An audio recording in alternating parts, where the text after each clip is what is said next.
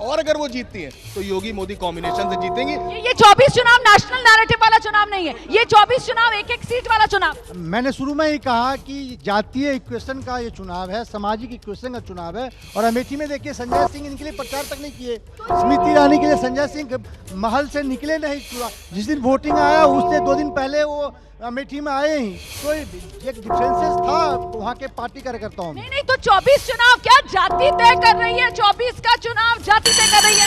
Akashvani. UP की Mathura seat से हेमा मालिनी 48,000 वोटों से आगे हैं।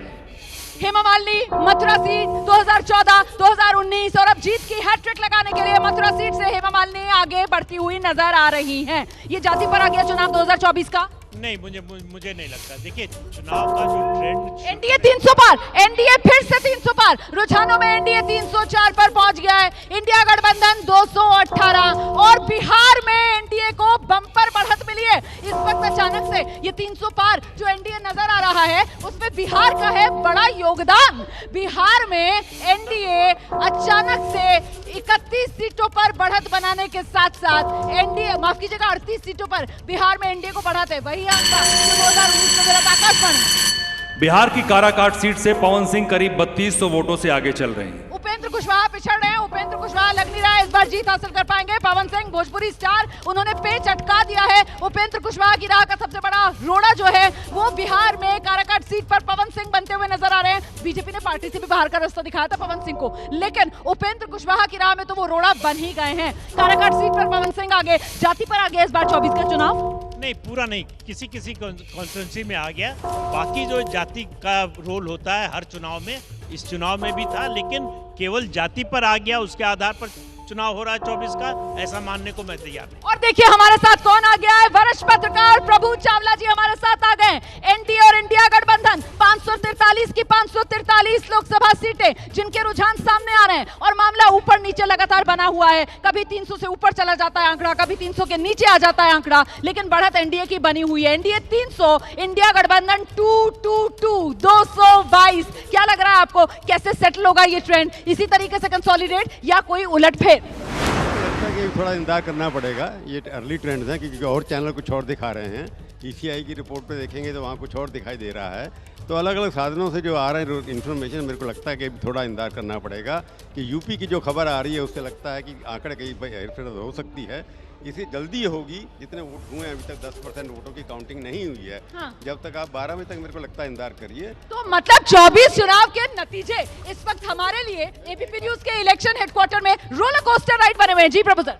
एक बार बता दूं मैं आपको, जो एग्जिट पोल हुआ था उसके मुकाबले में रिजल्ट विपरीत आने वाले हैं। चाहे परसेंटेज ऑफ वोट्स हो या नंबर ऑफ सीट्स हो, दोनों में मिलान नहीं होगा, वहाँ गलत जरूर होने वाला है। तो मतलब 400 के पास मामला एनडीए का जो दिखाया गया था एग्जिट पोल्स में, ज्यादातर पोल ऑफ पोल्स में जाता हुआ, वैसी तस्वीर नहीं उभर रही है क्या? अभी इंतजार करना होगा। अभी ये शुरुआती 2 घंटे 10 मिनट की काउंटिंग हुई है, 10:10 का समय हो रहा है, 8 बजे से काउंटिंग शुरू हुई है और फिलहाल एनडीए 300 पर, इंडिया गठबंधन 222 पर, अन्य के खाते में 21 सीटें जाती हुई। ये बड़ा आंकड़ा है और ऐसे में उत्तर प्रदेश को लेकर जो बिग पिक्चर उभर रही है उसमें आपको बता दें समाजवादी पार्टी 29, आप देखिए समाजवादी पार्टी 29 है और कांग्रेस 7 है और कुल मिलाकर यह आंकड़ा जो है वो 36 पर पहुंच रहा है। मतलब उत्तर प्रदेश की जो 80 लोकसभा सीटें हैं उसमें अगर 36 पर फिलहाल इंडिया गठबंधन एनडीए को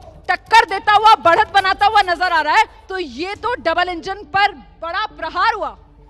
नहीं देखिए, उत्तर प्रदेश में मोदी जी योगी जी दोनों का डबल इंजन भी है, शासन भी है, हिंदुत्व भी है, अयोध्या भी है, मथुरा भी है, काशी भी है। लेकिन उत्तर प्रदेश में एक सामाजिक न्याय की राजनीति भी लगातार हुई है। बहुजन समाज पार्टी और समाजवादी पार्टी का गठजोड़ ने 1993 में भी जब बाबरी मस्जिद टूटी थी उसके बाद जो चुनाव हुए थे उसमें बीजेपी को शिकस्त नहीं, लेकिन मैं ये नहीं समझ पा रही हूँ, अभी 2017 में तो ये 2 लड़कों की जोड़ी चली नहीं थी, अचानक से 2024 में ऐसा क्या हो गया कि मोदी योगी के सामने ये टक्कर लेते हुए इस तरीके से नजर आ रहे हैं आंकड़ों में? नहीं, मैं फिर कह रहा हूँ, देखिए ये जीत हार का अंतर इस बार चुनाव में बहुत कम होगा। ये जो है आखिर में जाकर आखिरी या 2-3 आखिरी जो के राउंड होंगे उसमें सीटें तय होंगी। तो मतलब आप ये कह रहे हैं कि भले ही अभी 36 सीटों पर इंडिया गठबंधन को बढ़त मिल रही है, लेकिन जब नतीजा आएगा तो क्लियरली उत्तर प्रदेश बीजेपी के साथ मैं सहमत हूँ प्रदीप जी के बात से। अभी जो दिखाई पड़ रहा है आपको, उसमें 15-20 सीट की बढ़ोतरी होगी। सर तस्वीर बदल गई है। इंडिया गठबंधन देखिए कैसे अब 200 के नजदीक नीचे गिरता हुआ नजर आ रहा है, 208 पर पहुंच गया है और एनडीए जो है वो लगातार बढ़त बनाते हुए 300 पार करके 310 पर पहुंच गया है। माना उत्तर प्रदेश में भी बीजेपी 60 के आसपास किसी भी स्थिति में शायद पहुंच जाए, मतलब 55 से 60 से नीचे नहीं जाएगी वो, ठीक है। ऐसा लग रहा है, क्योंकि ये सीट बदलेंगे। मतलब इतना जरूर है कि 2014 और 2019 जैसा प्रदर्शन जो है वो यूपी में बीजेपी रिपीट नहीं कर रही है। नहीं, बीजेपी जो, मैं भी इनसे भी सहमत हूँ। हम कुछ लोग सहमत हैं, वो 60 का बता रहे हैं आप, तो मुझे लगता है कि हाँ अभी से आकलन करना मुश्किल है रोमाना, क्योंकि हम लगातार नजर रख रहे हैं और ये जो आकलन करना फिलहाल मुश्किल है। आप क्या कहेंगे? देखिए, उत्तर प्रदेश में पिछले चुनाव में करीब 15 सीटें ऐसी थी जिसमें मार्जिन बहुत कम था और बाकी सीटों में मार्जिन बहुत ज़्यादा था। ये जो क्लोज अपने को दिखाई दे रहा है, ये बता रहा है कि जो जीत हार का मार्जिन होगा वो कम होगा। ये नहीं कहा जा सकता कि इंडिया गठबंधन बहुत अच्छा लेकिन एनडीए गठबंधन तो 325 पर आगे बढ़ता हुआ नजर आ रहा है। एनडीए 315 पर पहुंच गया, इंडिया गठबंधन 207 पर है। यहाँ तो बाजी पलटती हुई पिक्चर पलटेगी। देखिए, बाजी पलटती हुई, हमारा कहना ये था कि चुनाव में टक्कर है और भारतीय जनता पार्टी को जो एग्जिट पोल दिखा रहे थे कि वो इतनी दूर है, इतना दूर है, ये सब नहीं है। अभी भी भारतीय जनता पार्टी की सरकार बनने के चांसेस ज्यादा हैं, लेकिन विपक्ष के लिए बहुत ज्यादा स्पेस पड़ा है। ये अभी तक के आंकड़ों से ये बिल्कुल स्पष्ट है। नहीं, लेकिन आंकड़ा अगर यहीं से ऊपर का ग्राफ ऊपर जाता गया, नीचे का ग्राफ नीचे आता गया, तो फिर पहुंच गया मामला 400 पार और 400 पार। 400 पार जैसा मसला फिर वही बात है। उत्तर प्रदेश में अगर सीटें 64 से 68 के बीच आती हैं और 70 का आंकड़ा पार करती हैं, तो आप 400 टच कर पाएंगे। अगर उत्तर प्रदेश में आपका आंकड़ा नीचे गिरता चला गया तो 400 पार छोड़ दीजिए, आप 348 352 के आसपास रहें। ये देखिए ना, उत्तर प्रदेश की 80 लोकसभा सीटें हैं और फिलहाल 80 लोकसभा सीटों में से एनडीए के खाते में 42 सीटें और इंडिया गठबंधन 36 सीटों पर बढ़त बनाए हुए है। उत्तर प्रदेश से ये बड़ा आंकड़ा सामने निकल कर आ रहा है। ऐसे में सवाल ये हो जाता है कि 2014 2019 उत्तर प्रदेश में बीजेपी का प्रदर्शन क्या रह सकता है? बहुत खराब प्रदर्शन है यदि इतना रहता है, और इसमें मुझे बहुत ज्यादा उम्मीद। ऐसा ही रहेगा प्रदर्शन, पलटेगा नहीं? आपको क्या लग रहा है? इससे ज्यादा पलटने वाला नहीं है, मतलब 2-4 सीटों का और फर्क पड़ जाए, लेकिन ये बहुत आप ये मान रहे हैं कि 36 सीटों पर इंडिया गठबंधन जीत जाएगा? ये तो बहुत बराबरी हो सकता है ना। 30 से 35 सीटें तो कम से कम हो। इसमें बहुत ज्यादा बदलाव नहीं दिख रहा है मुझे। समाजवादी पार्टी और कांग्रेस ने, समाजवादी पार्टी खासतौर उसने बेहतर प्रदर्शन किया है। तो अगर 30 सीटें जैसा कि विजय जी कह रहे हैं यहाँ पर जाएंगी इंडिया गठबंधन के खाते में, मतलब बीजेपी का आंकड़ा 50 पर। नहीं, वो ठीक है। अभी मैंने इसलिए कहा ना कि थोड़ा सा रुक जाइए, आधे घंटे के बाद ही स्टेबलाइज हो पाएगा।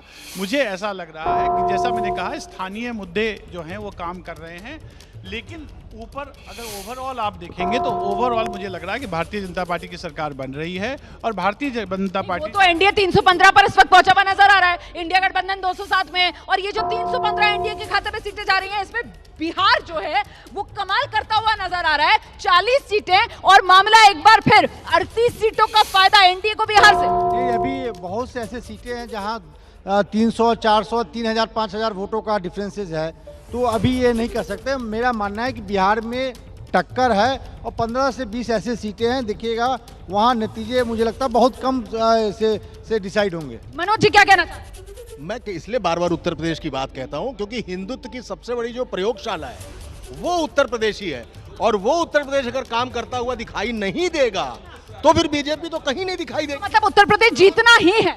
देखिए, अब उत्तर प्रदेश में तो भाजपा के लिए बहुत ज़रूरी है कि वो कम से कम 70 सीटें जीते, तभी 400 पे आ सकती हैं। मेरा ये कहना है कि हर राज्य में आप देख रहे हैं कि उनकी सीटें घटती हुई दिखाई दे रही हैं। सिर्फ आप उड़ीसा में देखें कि भाजपा को कुछ बढ़त मिलती दिखाई दे रही है, वरना आप चाहे उत्तर प्रदेश हो, बिहार हो, राजस्थान हो, सभी जगह उनकी सीटें घटती हुई दिखाई दे रही है। लेकिन सहयोगियों के बल पर यहाँ पर एनडीए को फायदा मिलता हुआ नजर आ रहा है, जिसमें महत्वपूर्ण जो है वो आंध्र प्रदेश भी हो जाता है। आंध्र प्रदेश में एनडीए को बड़ा फायदा मिल रहा है। उत्तर प्रदेश के रुझानों में उलटफेर होता